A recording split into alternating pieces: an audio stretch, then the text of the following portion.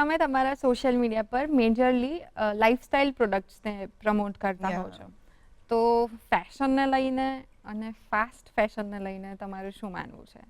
I think બધી જ છોકરીઓને કપડાં ખરીદવાનો બહુ જ શોખ હોય અને આઈ થિંક આપણે જો કોઈ એવું કહે તો વી ઓલવેઝ હેવ ધેટ રાઈટ કે મારી પાસે તો કંઈ નવું છે જ નહીં પહેરવા માટે કે આ ઓકેશન છે હું શું પહેરું, આપણને ઓલવેઝ એવું હોય. એટલે આઈ થિંક આપણે બહુ જ શોપિંગ કરતા હોઈએ છીએ. તો આઈ થિંક એ ટ્રેન્ડમાંથી હવે ધીરે ધીરે આપણે સ્વિચ થઈ રહ્યા છે કે આપણને ખબર પડે કે આ ક્લોથિંગ ઇન્ડસ્ટ્રીમાં કેટલું બધું સસ્ટેનેબલ નથી આ વસ્તુ.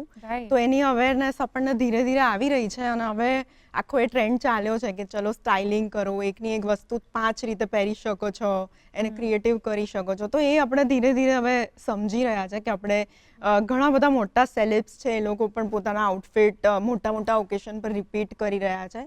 તો એનાથી પણ એક સારી વસ્તુ છે